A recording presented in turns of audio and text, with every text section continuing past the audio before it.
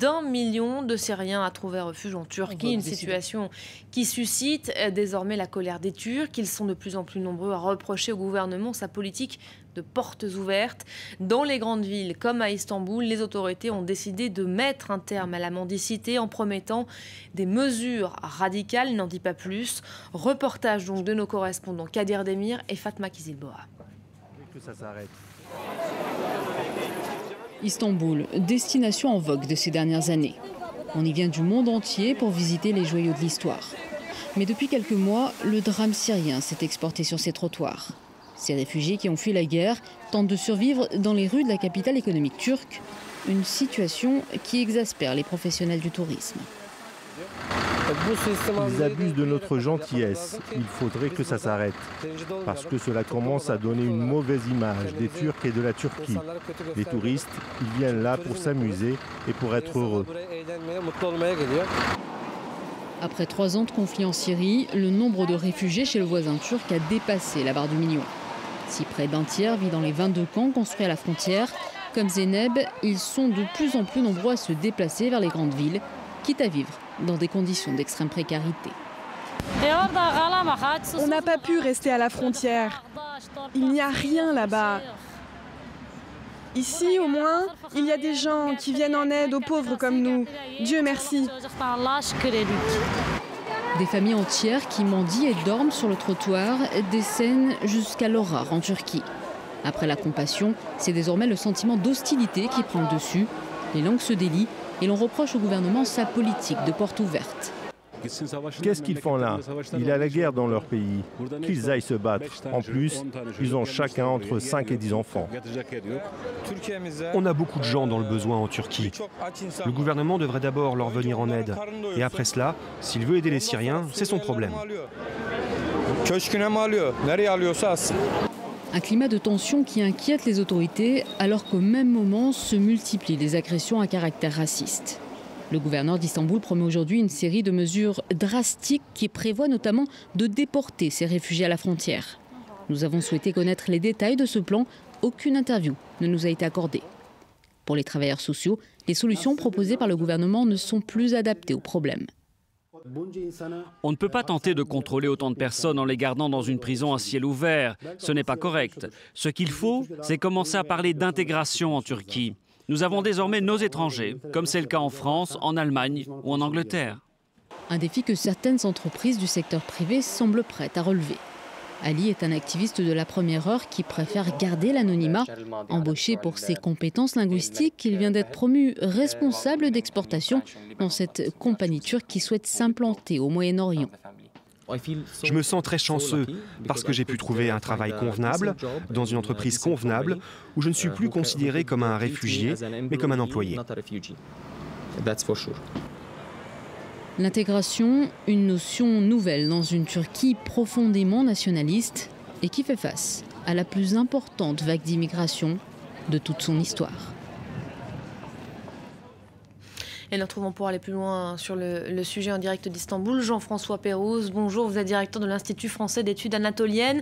Merci d'accepter de répondre à nos questions. On va peut-être remonter, avant d'évoquer la présence de ces réfugiés dans les grandes villes turques, à la source du problème, c'est-à-dire à ces camps d'accueil. Il y en a 22, nous disait notre correspondante. Sont-ils suffisants et surtout l'aide proposée là-bas est-elle bien adaptée aux besoins de ces réfugiés, adéquate à la situation ? Ces camps ne sont manifestement pas suffisants. Ils sont techniquement assez bien conçus, pour en avoir vu quelques-uns. Mais surtout, en fait, c'est une population très, très diverse qui a fui vers la Turquie. Et il y a une population qui refuse les camps, une population plus, disons, de classe moyenne et autres. Donc il faut d'emblée penser ce phénomène de l'émigration vers la Turquie comme un phénomène socialement très, très complexe. Ce ne sont pas que des nécessiteux qui sont allés en Turquie. Donc on trouve maintenant dans les camps les gens les plus modestes et les autres tentent leur chance ailleurs ou parfois même avaient pris des positions bien avant. Il y a déjà plusieurs années.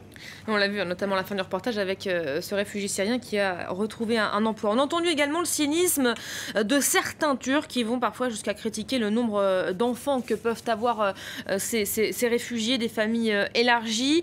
Le sentiment des Turcs a quelque peu changé au fil du temps? On est passé en quelque sorte de la compassion à la colère. Pourquoi?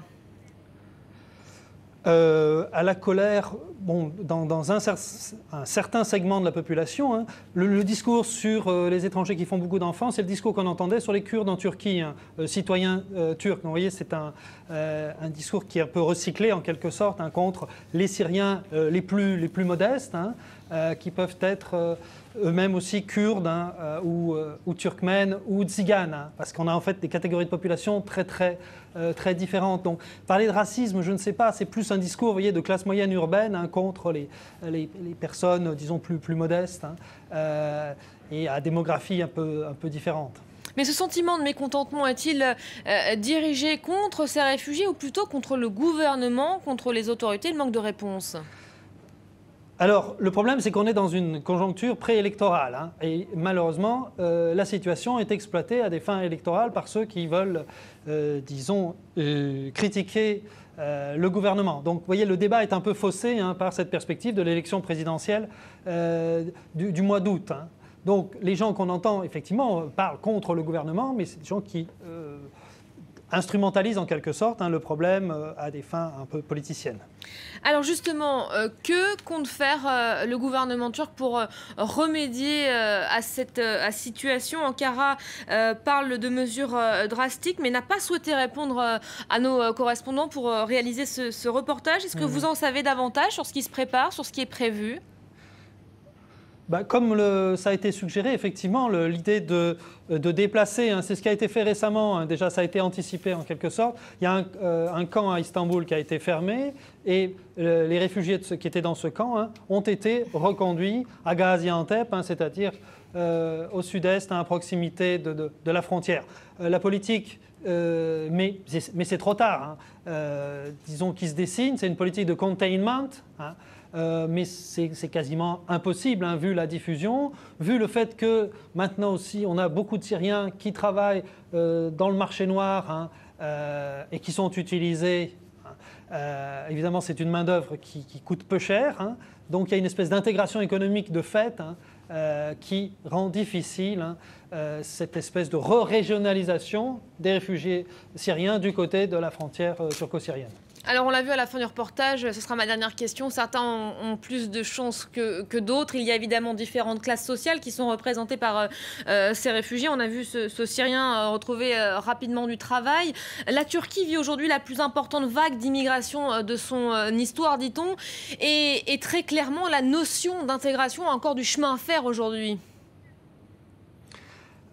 C'est discutable, hein, parce qu'en fait, vous avez eu déjà en 79 avec les Iraniens, en 89 avec les Bulgares, en 88 avec les Kurdes irakiens, déjà des vagues très importantes, de plusieurs centaines de milliers, hein. Donc il y a une expérience, et en fait, la Turquie, qu'on pense trop en Europe comme un pays d'émigration, est un pays d'immigration depuis le début de son histoire, hein, de sa jeune histoire. Je ne parlerai pas de l'histoire ottomane, hein.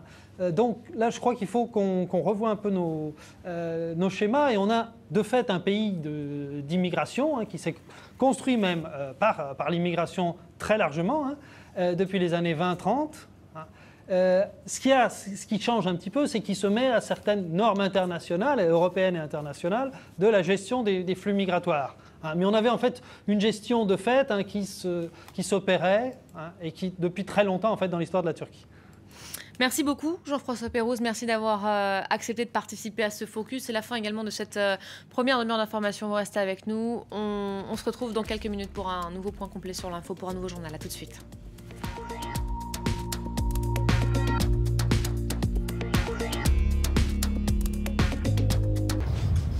7 jours en France.